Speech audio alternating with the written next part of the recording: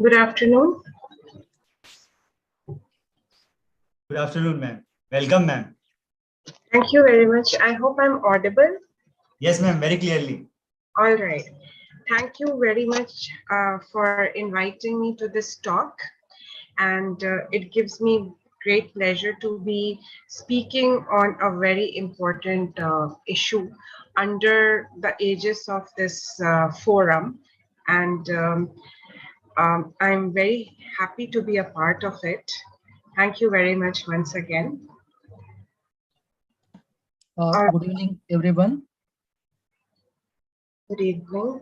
Today, I would like to invite Dr. Preeti Chaudhary, President of iSPELL Rajasthan Forum and event coordinator of this month, to welcome the guest and introduce the Master of Ceremonies. Please, ma'am.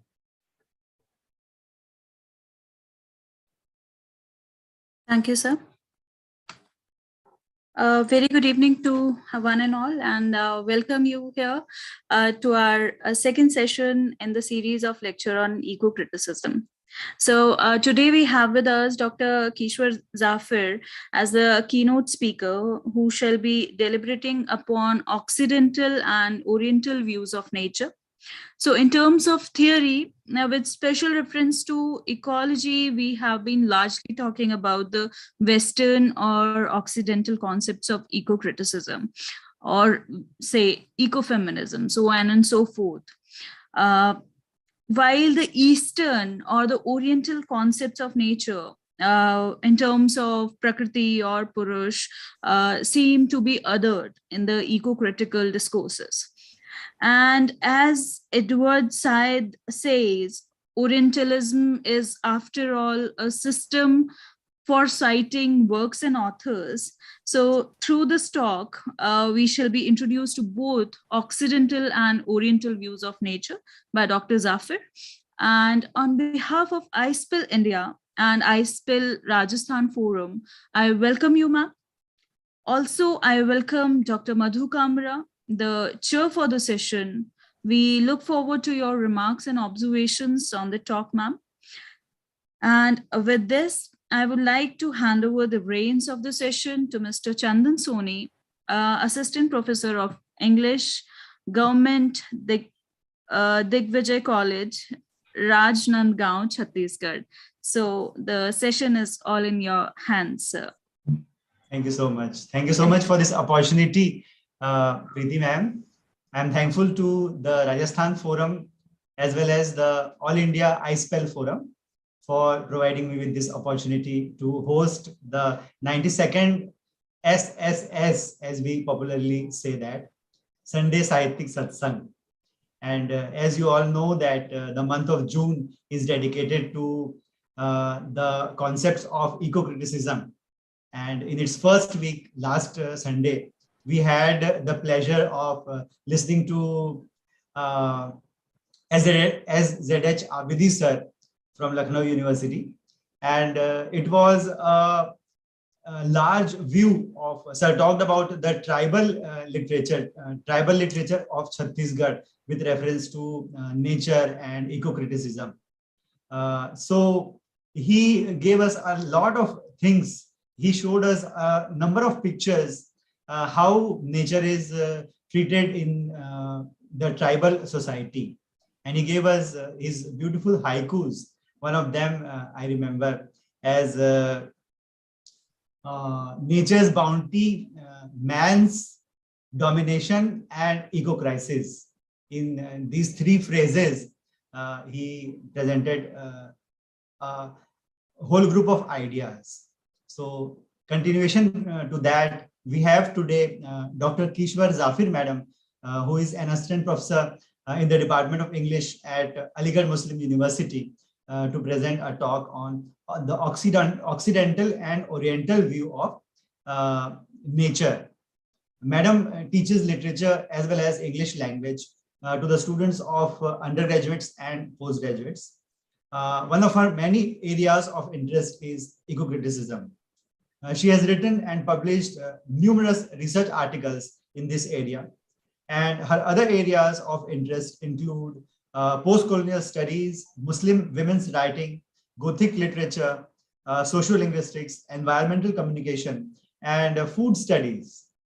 So with a lot of respect and with warm heart, I welcome to you, madam. Please welcome. Thank you very much. With the permission of the chair, I would like to begin. I would also like to thank the forum iSPELL for giving me this opportunity to talk on this issue of Occidental and Oriental views of nature. Madam Chair, may I begin? All right, thank you very much. Please go ahead. Okay, thank you. So, let us just begin with the fact that these days, the talk about nature and the activities associated with nature and the views that we have concerning nature have suddenly become very, very important. Important because in this time, especially now in the I would like to bring about a phrase over here, that is climate change. So you see, we are all undergoing this climate change right now. And like this forum is a part of the Rajasthan forum also. And then we have the North Indian section of the country. You can feel and believe how much of a climate change has taken place by, feeling the temperatures outside. It's really, really hot, and it has been since March, I think. Yes, and I think everybody in the north would agree with that. Especially, it's been there so much so since March beginning, when it was not like this before. That is something that we all can realize. Now, you see, much of this thing that we are realizing slowly, the fact that climate is changing, the fact that what should we go ahead and do about it, is something that is, because of the perceived notions that we have had so far as to what our view of nature should be. And our new, since we are from the Indian subcontinent, from India, we have had a long history of, observing nature as in being a part of nature, at the same time as using nature for our own benefits also. And we have also been, over the past few centuries, adherers of Western technology and Western civilization as such also.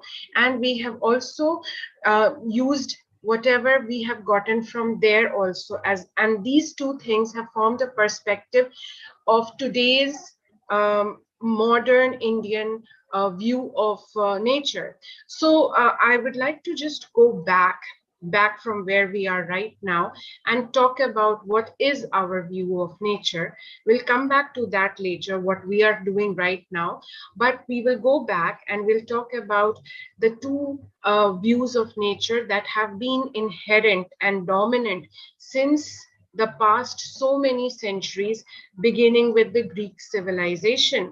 And we will go back to the Indus Valley civilization as well. So we have, like you can say, we have a perspective from the Western point of view, the West, and it's as old as Greek point of view. And we have perspective from the Eastern point of view, and that goes as far back as the Indus civilization. So you see, things have been different in both parts of the world, but they have been, in the older part of the world, they have been sort of like, man has always been a believer of myths and rituals, and myths and rituals are something that are inherent in man's own social system. So you don't have to just adhere to a kind of a perspective on a view and then let us know what it is all about. So when I talk about the Western views of nature, we will go back as far as the Greek times. All right. In the Greek times, especially put in by Aristotle, we have the idea of transcendental dualism. All right. So transcendental dualism talks about placing the supernatural world as one of the perspectives to the natural world. So there is a binary. Aristotle points us out that he says that there is a rule of the body, of the soul over the body. There is a rule of the mind and the rational element over the passionate and the natural perspective. So from this, we can get an idea that transcendental dualism was something that was advocated by philosophers such as Aristotle also. And this transcendental dualism talks about two important binaries. It talks about the natural world and it talks about the transcendental world at the same time, and it compares both of them. All right, it compares both of them and it places one above the other. So obviously the one above the other would be the transcendental world. According to this transcendental dualism, human nature is also dualistic in manner. It means that the mind is against the mind versus the body, and the reason versus the emotions. And the mind and the reason are transcendental. They have a higher connectivity, whereas the body and emotions are much more down to earth. They are connected to the earth. And therefore, mind and reason are on a higher platform than the body and the emotions.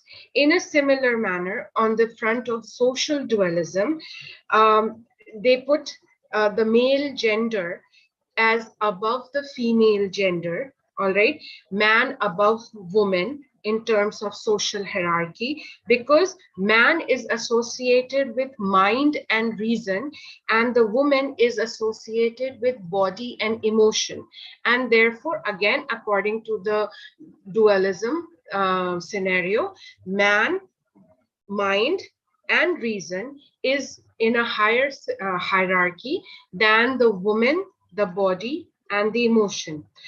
When we take this dualism to the nature-culture scenario, we have culture which is associated with the mind and culture which is associated with the reason, and therefore culture is associated with man. And therefore nature, now this is how we get the connectivity. Nature is comparable to the female, the woman, and nature is comparable to the body, and therefore nature is also comparable to the emotion. And all these things make nature inferior, like the female, to the male, to the mind, to the reason.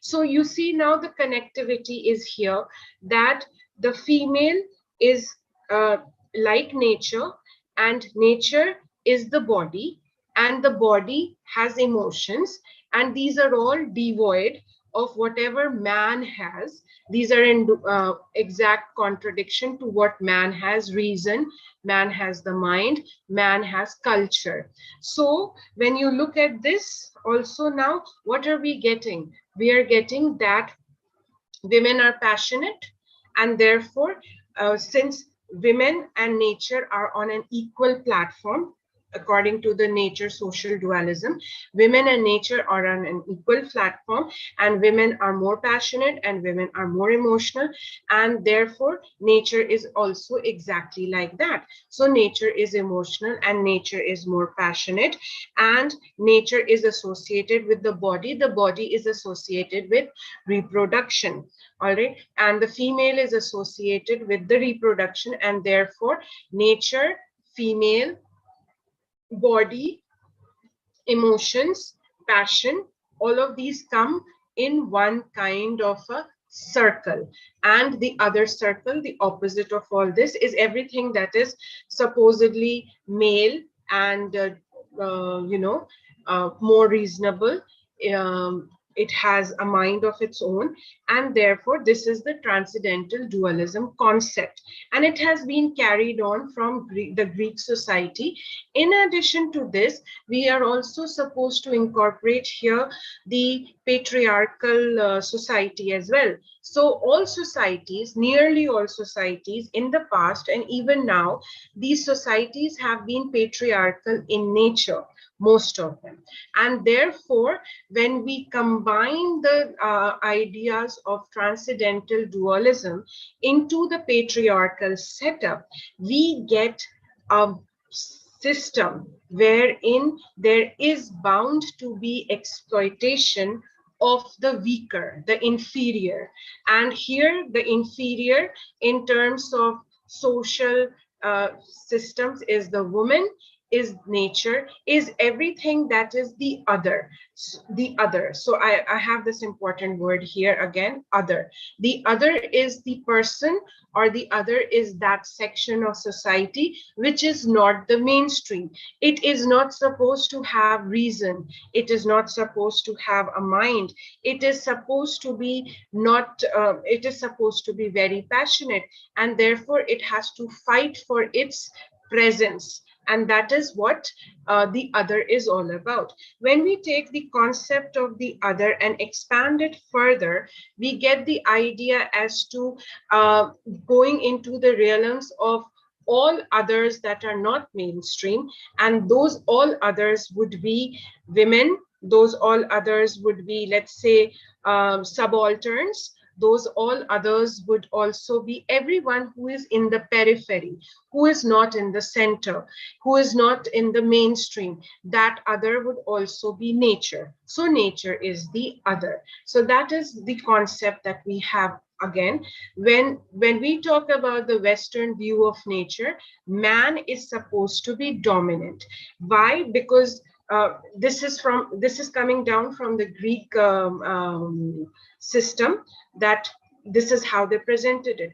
If we look at the Abrahamic religions, and if we look at the concepts of Christianity and Judaism, we also get the idea that according to these religions, according to the Bible especially, man is created in the image of God. That is one thing.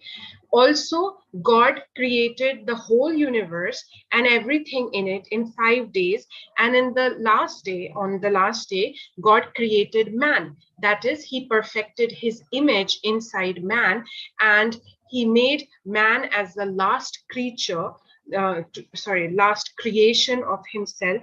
And therefore, we can see glimpses of God in man.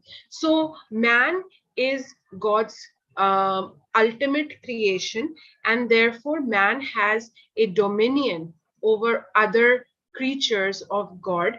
And therefore, you see, he has the power to harness the energies that are possessed by all the other all the other creatures of God, be it plants or animals, be it nature, be it anything around. So man has a dominion over nature. This is something that is the most important of all Western views of nature. And this is propagated by the Abrahamic religions. Now, what over here is the no, I won't say a controversy, but I would say a contradiction over here. As when man is the creator of God, I'm sorry, creation of God, sorry, and humans have been given dominion over nature, that gives human a responsibility. When God has created man in his own image, and God is benign and merciful and all those exalted terms that we use for God, God looks after humans, and therefore the image of God should look after the creations that God has made. So this is the second part of the Western view of nature, that when God has made man to be a dominant force, to the dominion over nature, he has also given man the responsibility to look up after the rest of nature. And therefore, man should be responsible in his actions. From this stem of view, we come to what we will now call as the stream of view, which is linked to deep ecology. All right, so that will come to later. But here right now, when man is a creator of God, I'm sorry, why do I do this? I'm sorry. Man is a creation of God. He is supposed to look after the creations that have been made by God.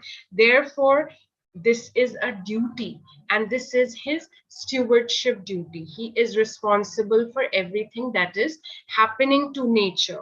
Okay, so with that, when we say that he is responsible for everything that is happening to nature, we should focus on what is actually happening to nature.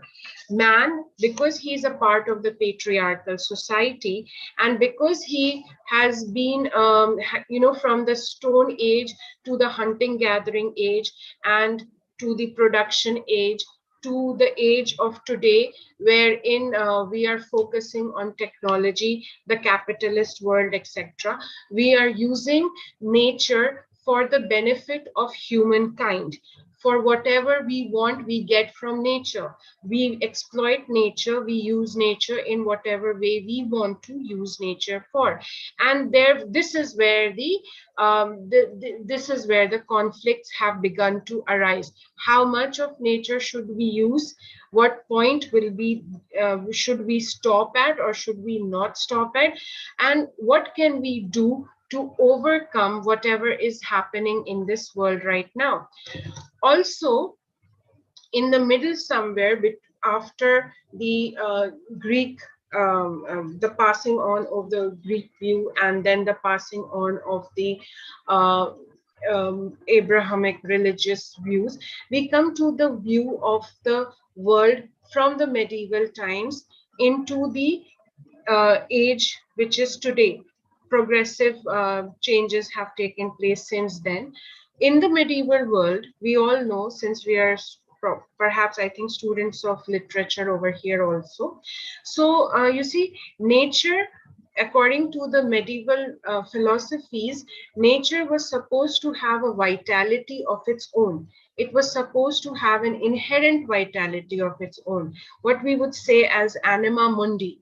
All right, that nature has is like a body, various parts of the body, each various organ of the body has an interactive force within it, and therefore it can, along with the natural and the supernatural realms, both of these go hand in hand into letting nature be what it is. So in the medieval times, when science and technology was not advanced, we could think of man as trying to harness various forces of energy, but at the same time being scared, being afraid of all those various forces of energy, because he did not know how to rein those forces in.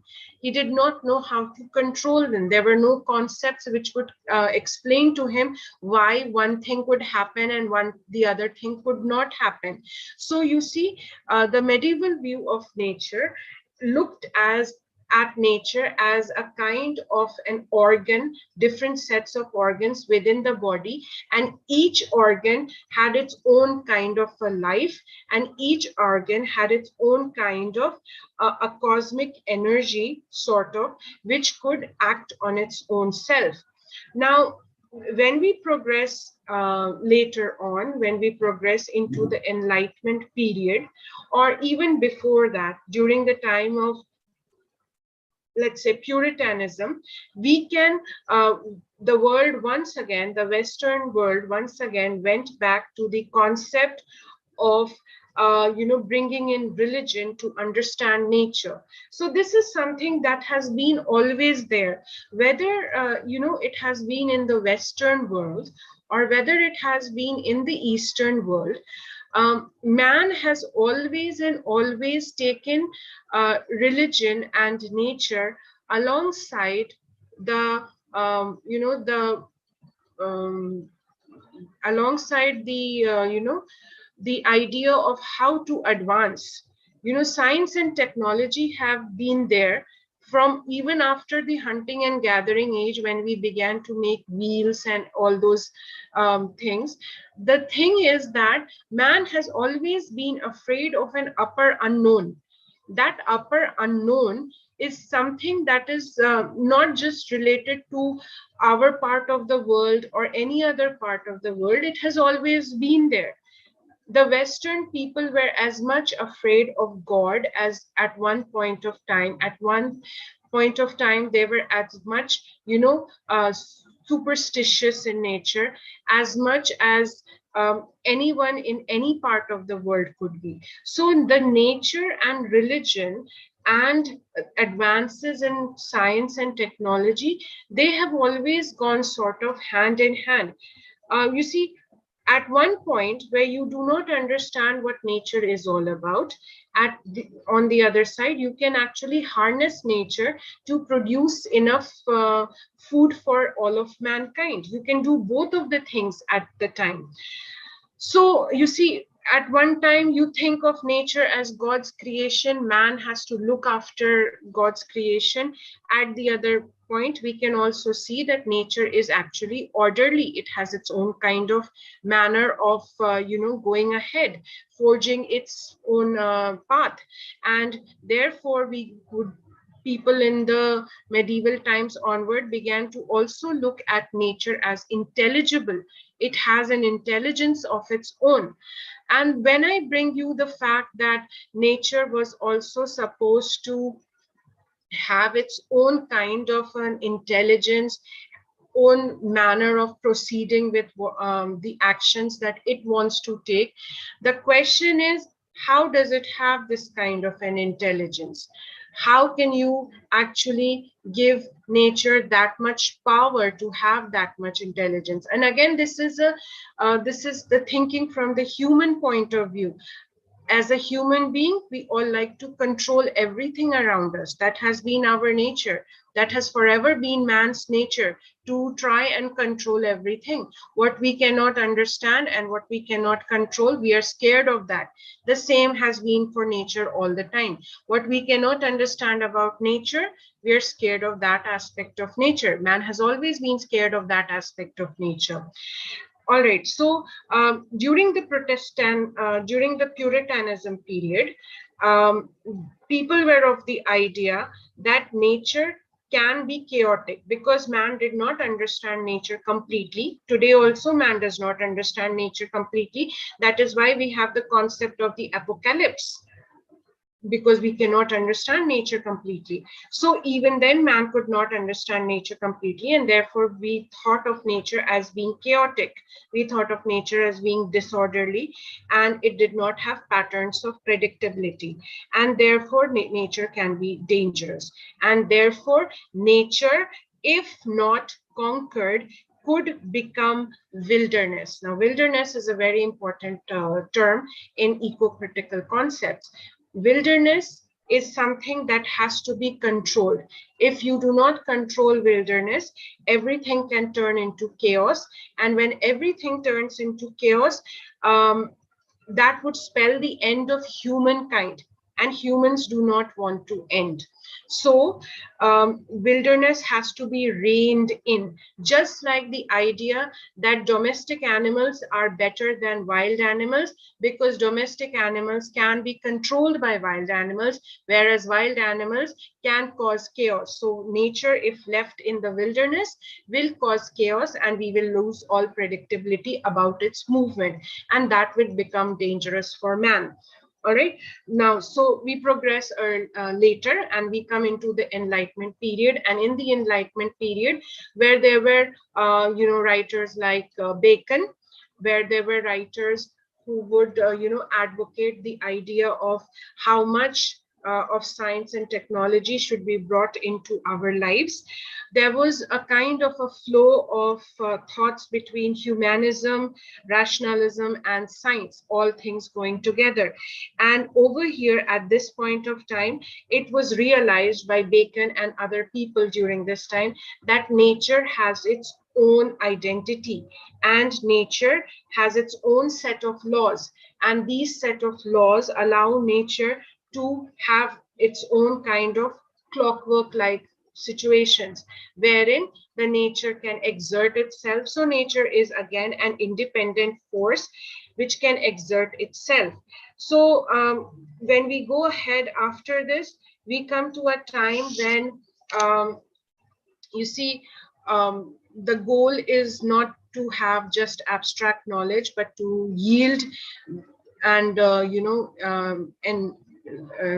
cultivate this knowledge for the betterment of human beings.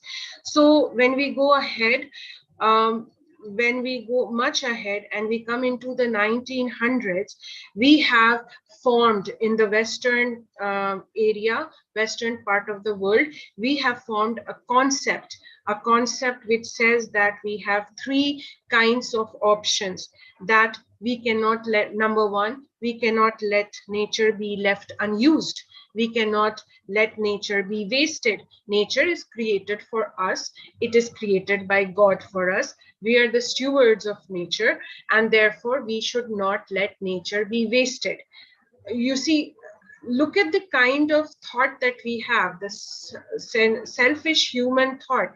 I mean, we think of everything from the human point of view. We are not concerned about the other, so far as already we have been treating nature as the other. So we should, why should we waste nature? We cannot waste nature. Nature should be harnessed for the benefit of man.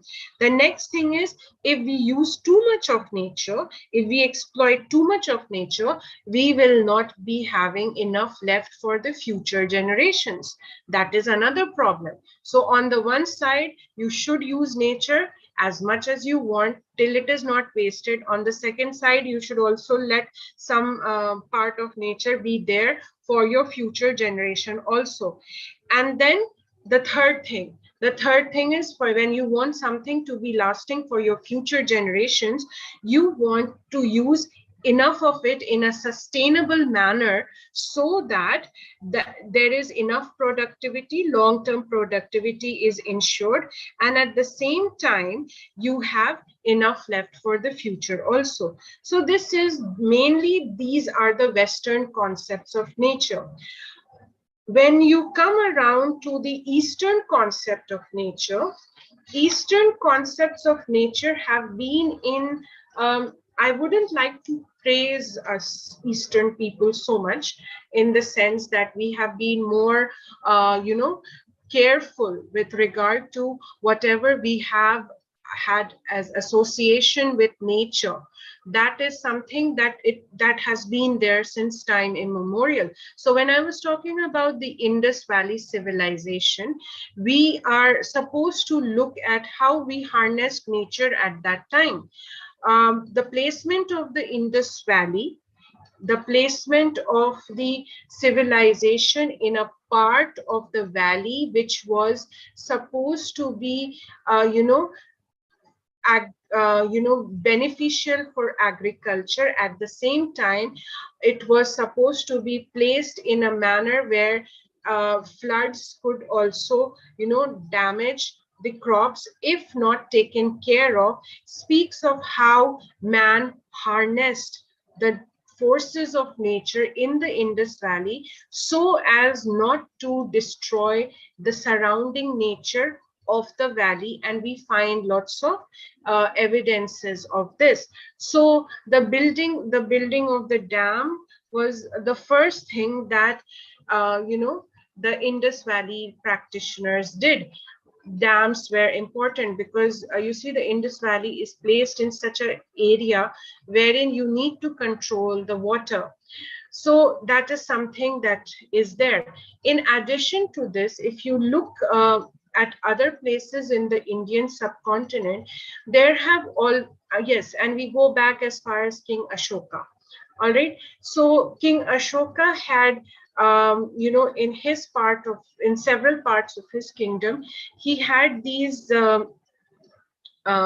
monumental edicts which were transcribed onto stones and large, rocks and caves, that pictures of how man should not be indulging in deforestation or hunting, etc. So these were one of the important things that were happening in our part of the world at that time, so much in so much far in time.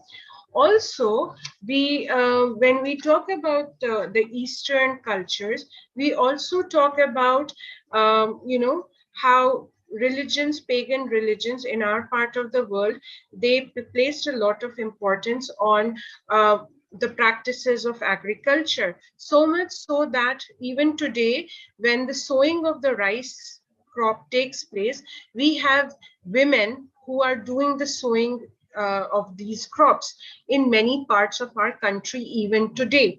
So this is something, this is an ancient ritual that has come from the past, which tells us that the woman is the procreator, and the earth, which is again associated with procreation, the earth is the procreator, and therefore only a woman, if she sows land, will she be able to bring to the land the same kind of reproductive abilities that a female can only have.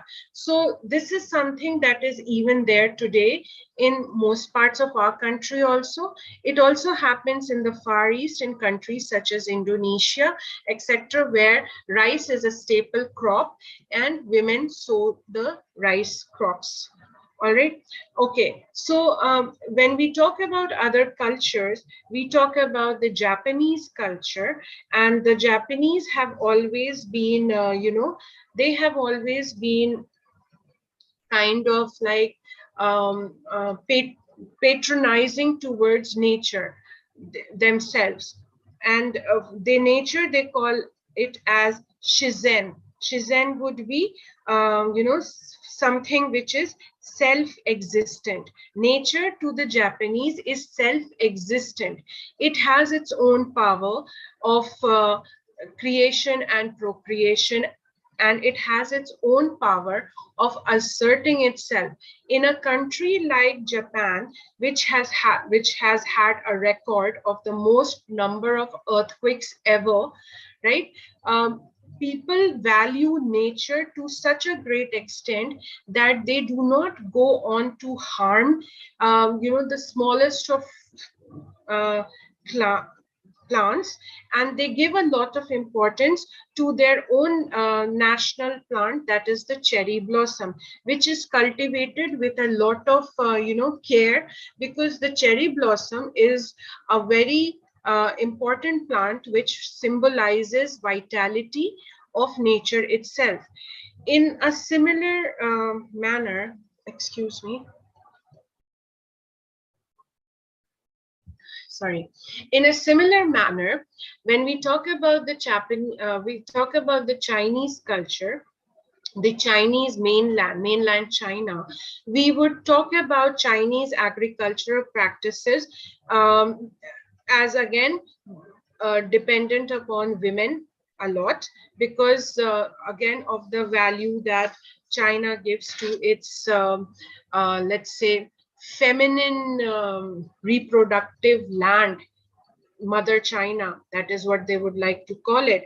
And they have a very important view of how crops should be sown. Also, the great Yangtze River and other huge rivers, they have been known to cause immense destructions when they get angry. So rivers are supposed to, according to Chinese belief, rivers do get angry, and when rivers get angry, they create havoc on the land, destroying crops. So this view has been there for a very, very long time. I think I'm overshooting my time. Is that so? Yes, no, ma'am, it would be okay if you speak for like 5 to 7 minutes more. Yes, I will just conclude in 5 to 7 minutes.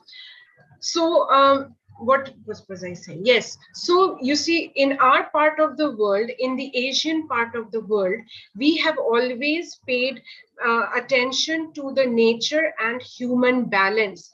so much so that agricultural practices in our part of the world have been in in sync with what nature can be at best kept in harmony. That is the case. However, there are instances where we are now progressing. In 1947, when the country was partitioned and the country had gained independence, the singular large challenge for the entire nation, for the government also at that point of time, was to how to feed a huge population, a hungry, starving, poverty-ridden huge population at that point of time, which gave rise to policies which for a time being, they gave up this nature and nature human harmony balance kind of a thing, and it gave us ways to the green revolution, the white revolution, these kind of things, wherein the main purpose of our country was actually to get rid of poverty, to get rid of hunger, to get rid of all of these problems. And in the case of these, while following these, we let go a little bit, although in very much inland agrarian practices, we still have these kind of measures that are there, but on the larger commercial scale, we let go of these practices of maintaining nature and human harmony. And this is something which we are realizing now. We are realizing that the deforestation that we have caused, the kind of commercial agricultural practices that we have caused, have brought in a lot of damage. And the earlier part where I was speaking about climate change, that has brought in a lot of climate change. And here I would like to bring in the kind of changes that have been advocated by the eco-feminists. We have a huge range of eco-feminists in India as well, beginning with Vandana Shiva, who has quite ardent views about how to balance nature, how to get into the whole act of creating that harmony, nature human harmony once again. But then you see, we have to right now focus on both of these aspects. We cannot just deal with only the kind of nature human harmony while we have an ever growing population as well. Today we have to strike a balance between our practices and the reality of the situation which we are in right now. So you see, yes, with this, I would like to conclude that, while we have had a Western, more materialistic view of the concept of nature, and we have had an Eastern, more protective and more harmonious point of view of nature from the past up till now, today is the time when we need to strike a balance between those two in all parts of the world, not only just in our country. Thank you very much. Thank you so much, ma'am, for such a deliberate and detailed analysis of nature, the concepts of nature. Thank you so much. I believe that the participants would have been obliged. Now, any questions or queries are invited from participants. They can kindly unmute themselves and speak. We'll check the mailbox, message box by the time.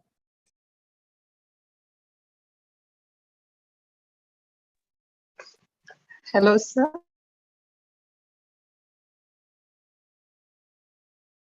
Yes, please. Madam Pushpa.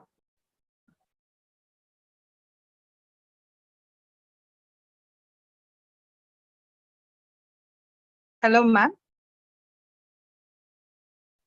Yes, ma'am, please go ahead. Can I talk? Yes, Sure, ma'am. Ma'am, it was an excellent presentation. Hello?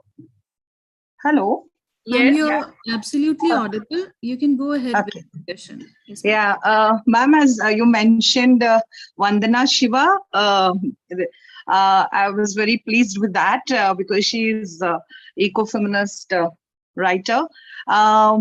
She, in her one of her essays, "Homeless in the Global Village," she directly talks about the in the era of modernization and globalization, how the government introduces developmental projects like hydroelectric project, construction of dams, and then how that is very detrimental to the people who live on the river basin. For example, in a novel called Dweepa by Nadizosa, that is the river Sharavati basin, how people became landless, how their whole homes and land, property, everything got submerged just to cater to the development of a few sections of people. So how do you look at that?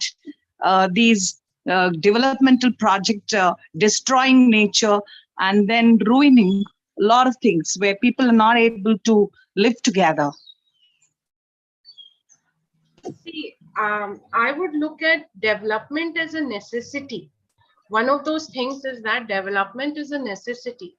At the Yeah. same time, I would Mm. also like to point out that Vandana Shiva, Mhm. while she is like, while she does advocate a lot of her energy towards relating to um, the deprived, to the marginals, to the rural classes, etc. But at one point you can say that some of her views are very idealistic in nature. She would like to think that every person every person has a kind of a land, let me explain this a little. The idealistic view here is that Vandana Shiva would like to portray that every person has their own piece of land. Every person has their own means of irrigating or developing their own piece of land. And this is something which is not correct. When we look at our agricultural areas, when we look at our rural areas, we have land which is supposed to be not necessarily belonging to that one person or one family, so that you can actually look at the fact that how much that one person or that one family, one agrarian landholder is being deprived of their own facilities. At the same time, agricultural facilities aside, electrical facilities, the need to control water, there are needs to control development. There has to be a harmonious way of doing so, but at the same time you cannot stop development practices. They have to be there. They have to cater to the larger sections of society as well. While this is the case, I think we should also pay attention to the immediate sections which are being affected by these rural development plans that take place and take our land away. And some of this you can also find not only in examples of this in Vandana Shiva's work. I think you would find them in Arundhati Roy's works and deliberations also, wherein she is also concerned about human the value systems which are associated with those people who are living immediately to the next to the land where the development is taking place. In the larger concept, I think we need to look at both of these in a harmonious way. We should give some part of the development facilities to these people also who are there around these development sections, and at the same time look at the larger society as well. I hope I have answered your query.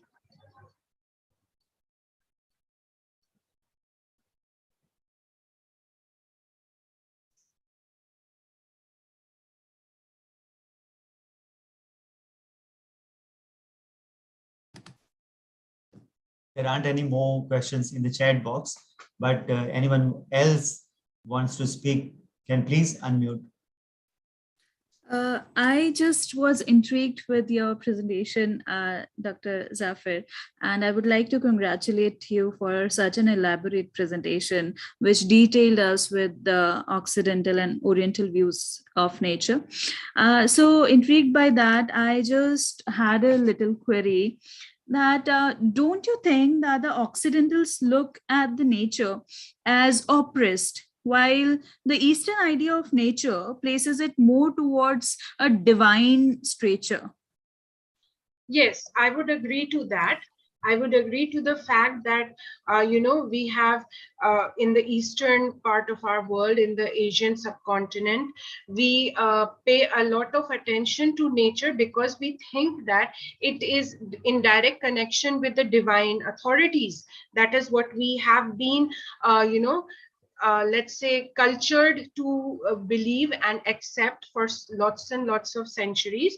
And this is something, this is our conditioning. It is our conditioning that we believe that, the nature and the spiritual connect is there in all of our activities. I would rather say activities, even our mundane activities, not just activities associated with those in which we are, using or let's say associating with nature, but in all our activities.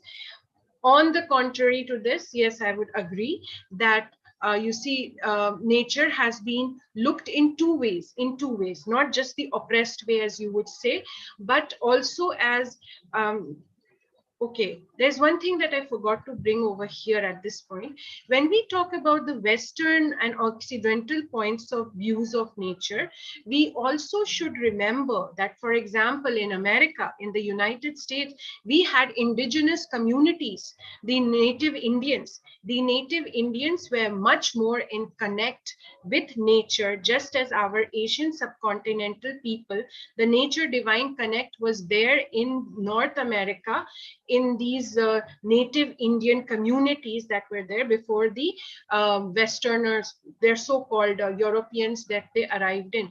And this has been disharmonized at this present time because a lot of importance has begun to be paid since the 1800s to industrialization, to commercialization, to capitalist economies, to the establishment of world power, etc. So I do think that, yes, you have this view that nature has been oppressed and we have to bring it up, but the thing is, how do we bring it up while at the same time still only focusing on how much we can bring our own selves up? That is the main point of difference that we have between the East and the West. Thank you.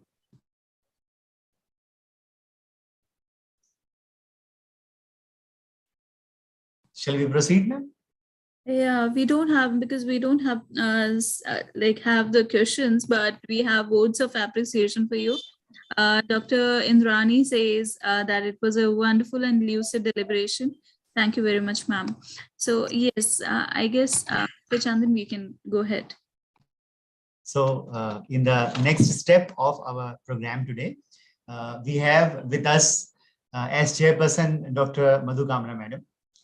Dr. Madhu Kamra is a very renowned name in the world of English literature and linguistics.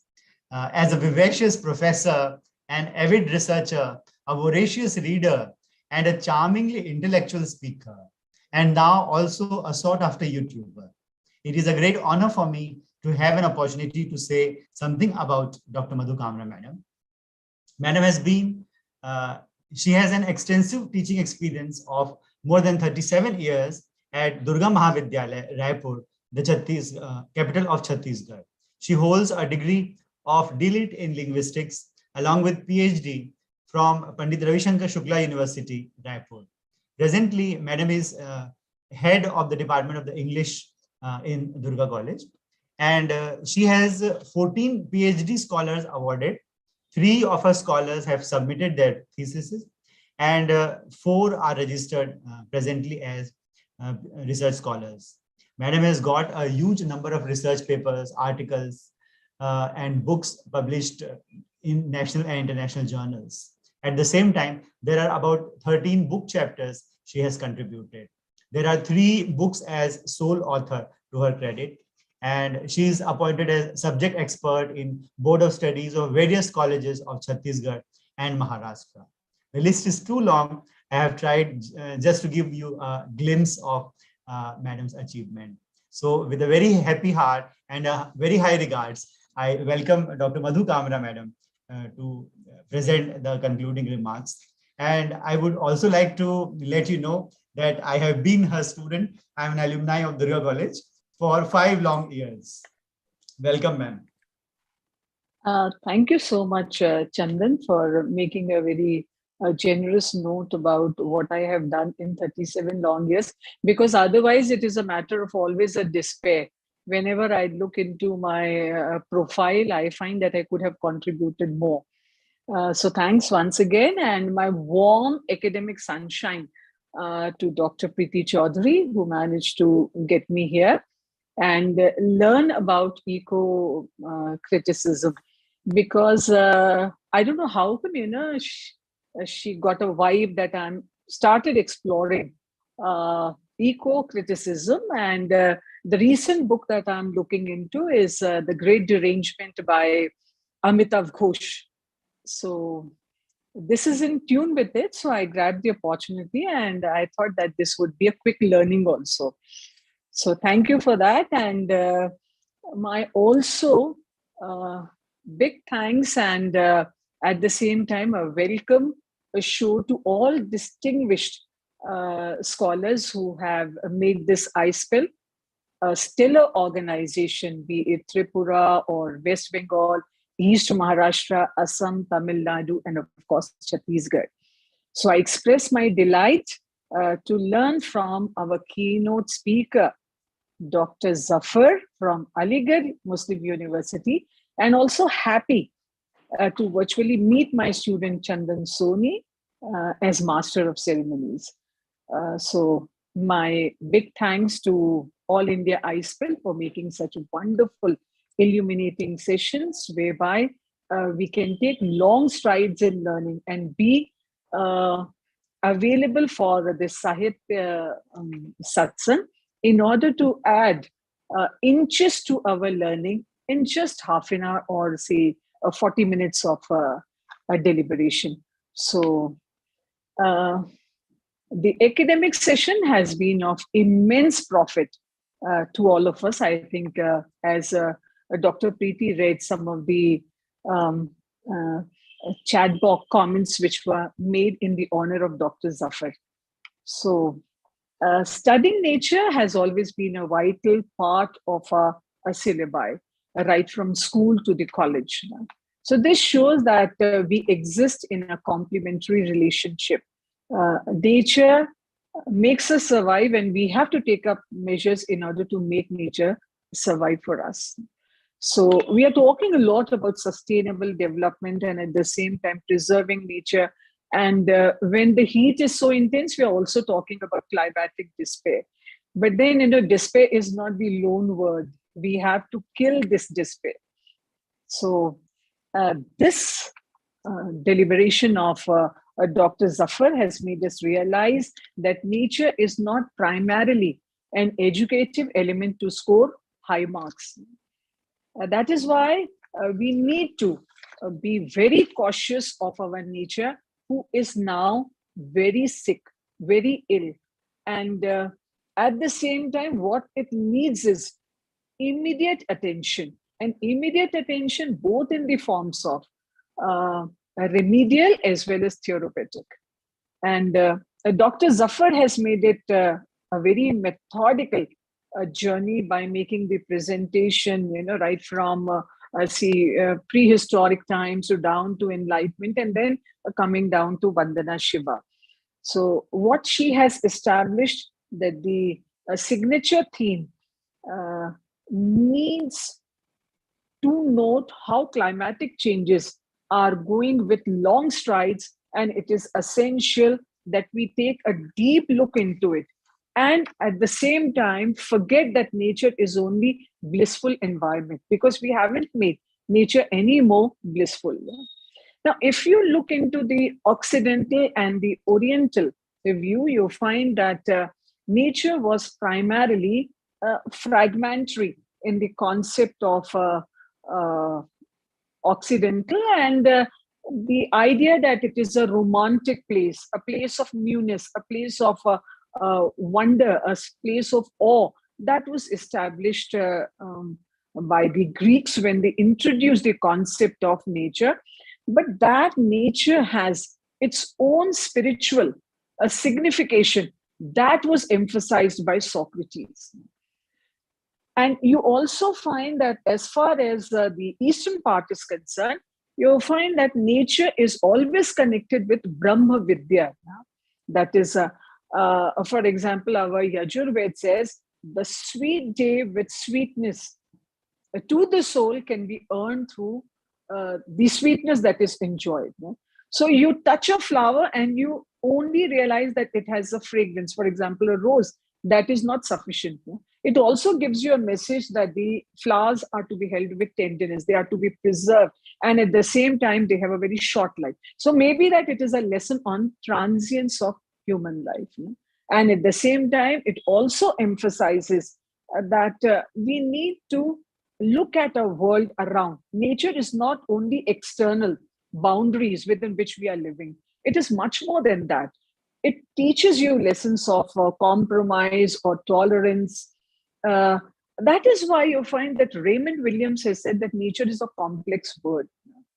And if you read this author, Amitav Ghosh, in the elementary part of it, in the first half of the this non-fictional book, he says that the farmers are the first one to realize that nature is going which way. That is why they can predict, the rise of the temperature suitable for early monsoon or late monsoon. They can predict that. But it is very unfortunate that when measures are decided how to preserve nature, then farmers are not made a part of it, who are intrinsically connected with nature. And at the same time, if you look into how carbon prints are calculated, he says that those very countries which are much more responsible for carbon emissions, they are excluded from that. So the calculation is biased. We are not living in a fair world, and nature demands that we need to be fair, honest, loyal, and at the same time generous towards it.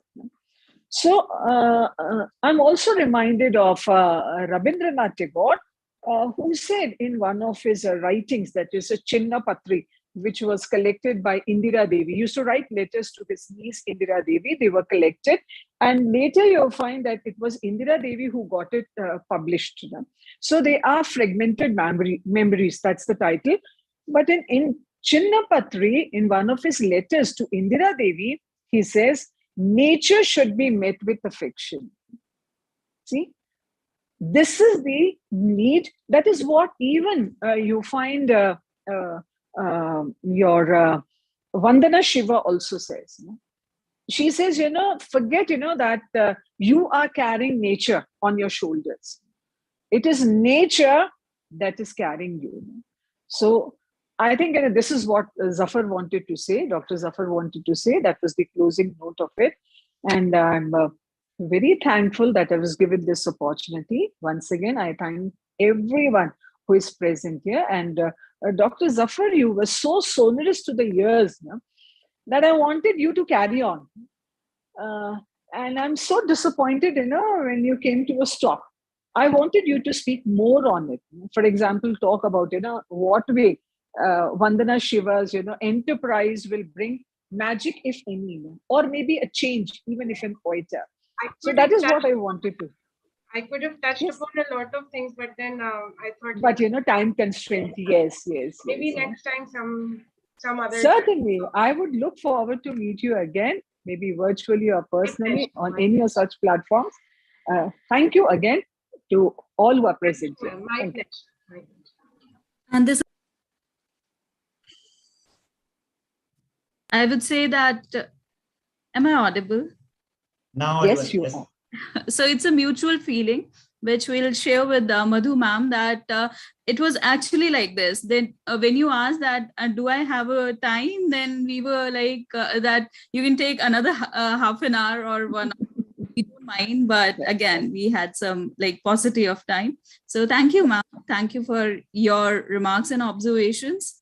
And thanks a lot. Again, I was reminded of a fact that in our villages, like our elder grandparents, they used to tell ki is bar kheti kaisi hogi by just observing the nature around them. So you were rightly like the observation was correctly delivered, that yes, we have been very close to nature regarding these things. So thanks a lot. We can move ahead with the distribution of certificates.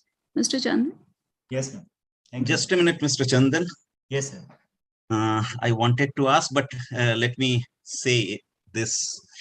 Dr. Zafar, it was indeed a nice kind of a suffer with you in the warm afternoon, and listening to nature, and also listening about various attributes of nature and the nuances of nature.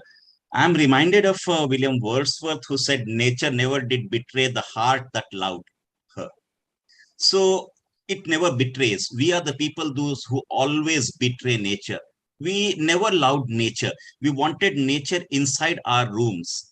We wanted nature inside our house. We never went into the house of nature, but we wanted that nature must come into our own houses.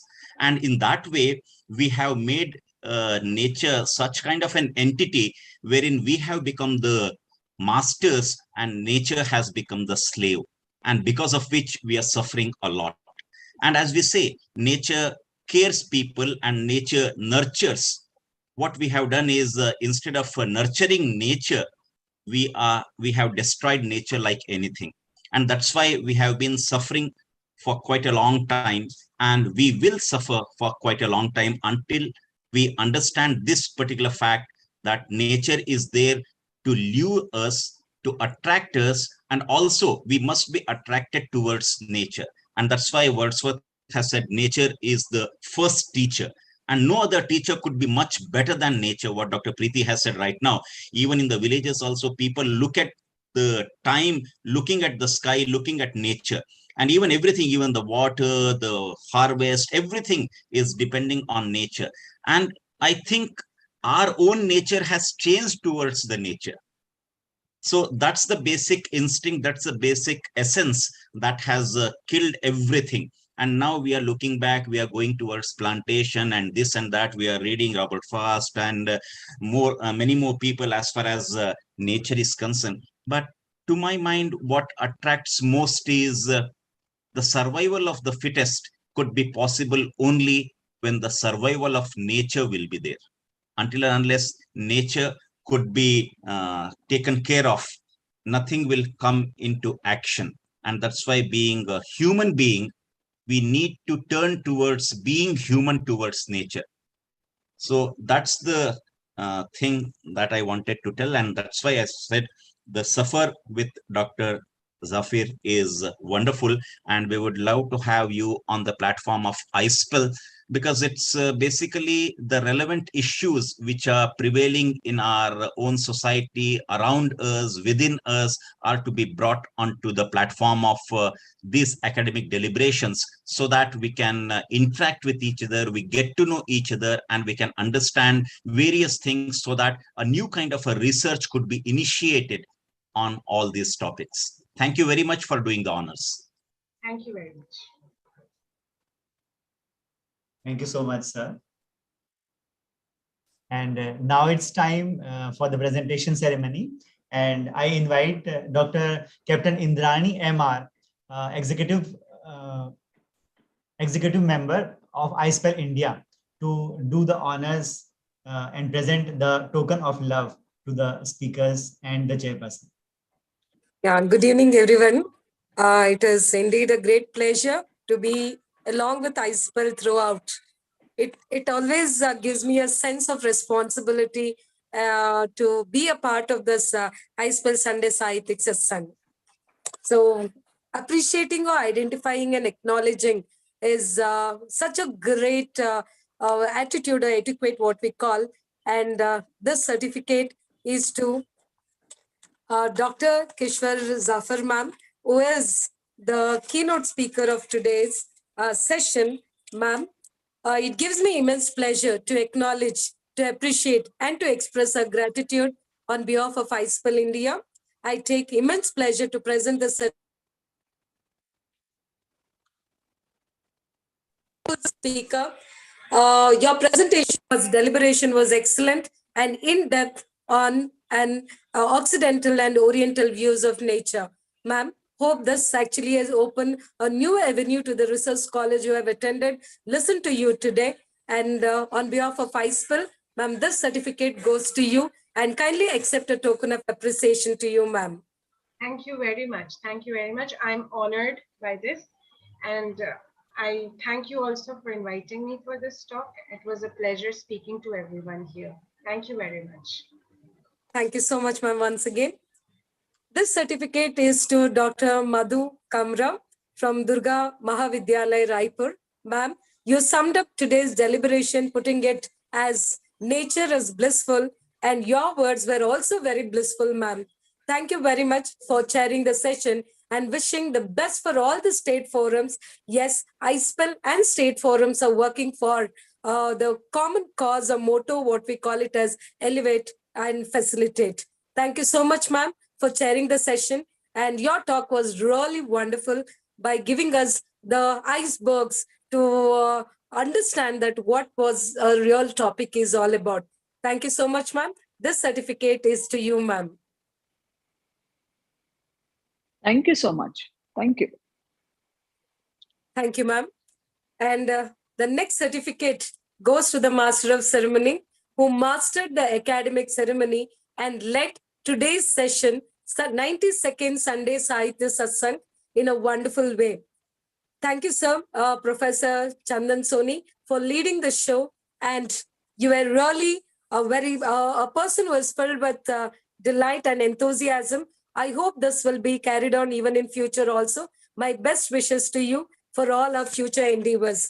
Thank you so much. And this certificate is to you, Mr.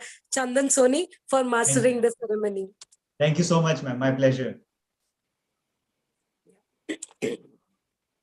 Yes, this is a wonderful event for which is the 93rd Sunday Sahitya Satsang, which is on eco-consciousness, a literary venture. This is on Sunday, that is next Sunday at 4 p.m. And the guest speaker is Dr. Sayan De, and hope this is chaired by Dr. Mrinal Srivatsa ma'am, and hope you all will be a part of this and pull even your friends and others also to be a part of this. Let us all join together and to felicitate and elevate. And thanks for the opportunity for giving me to distribute the certificate. I cannot acknowledge the contribution which has been done by the keynote speaker and the chairperson and you, but yet the event coordinator has planned very well. The topics are extremely well what we are having in the month, in this particular month. And iSPELL is reaching spell and bound all over the nation and international level. Let us all join together and work together to felicitate and to elevate. So thank you so much for everybody once again. And thanks to Dr. Gansham sir for giving me this opportunity to squeeze myself over here in this event. Thank you so much and best wishes for everybody.